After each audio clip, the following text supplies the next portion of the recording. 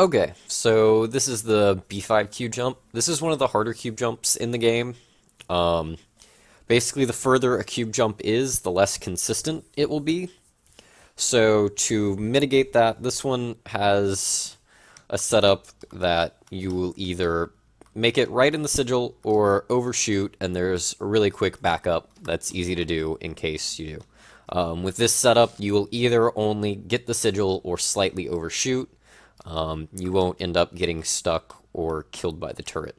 So you want to come over to this wall and make sure to place the cube on the inside of the barrier, like so.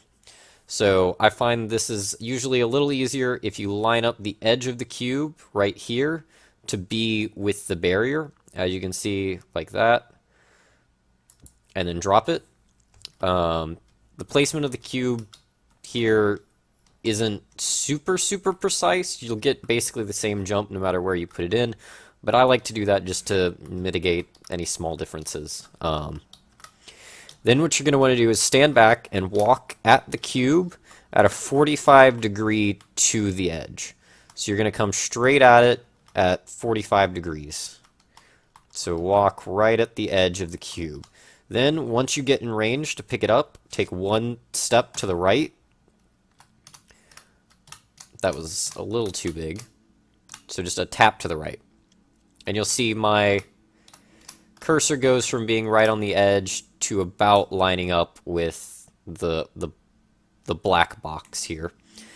And then I'll look back at the edge and I'll grab the cube and do a cube jump. And as you can see, it landed me right here. So I'll do that one more time, or a couple more times. So place the cube in the edge here. Like I said, I like to align it with the barrier like that. And then drop it. Come at the cube from a 45-degree angle. One tap to the right, look at the edge again, grab it, and do the jump. So for this one, I overshot, which isn't bad. If you overshoot, it's not that big of a deal. To keep yourself from sliding, drop the cube right as you land, and you'll bump into the cube, and you won't go sliding off. So then you can come over here to this corner, and you're going to want to move the cube, look at the inside of this wall, and then turn to your right until the cube locks into the corner just like that. So you see the point that it's the furthest in the edge in the corner here. You're going to want to get it right there and then drop it. And then you can jump on top of the cube and walk up to this wall and then just scoot yourself along the wall. You saw the footprints there until you see the footprints. And then you can do the jump. So I'll do that one more time. Look into the wall right until it locks in right there.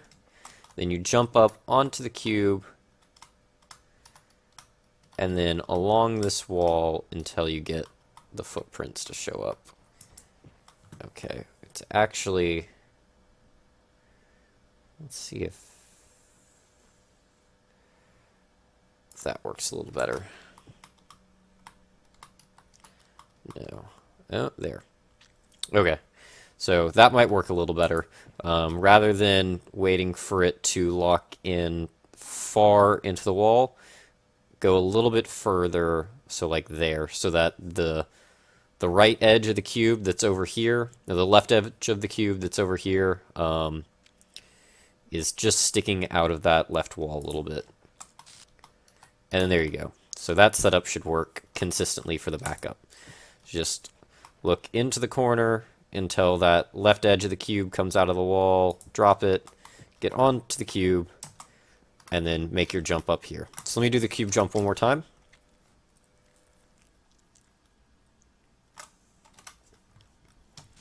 So you're going to come over to this wall, drop it so that the cube's right there, lining up with the barrier like I did before. Come at the cube from a 45-degree angle, one step to the right, grab the edge of the cube, and go flying. So you see here I overshot again, not that big of a deal. We'll just do the backup.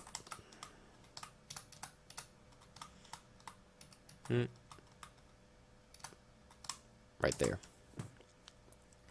And then you jump in. So just for repetition's sake, I'll do it one more time.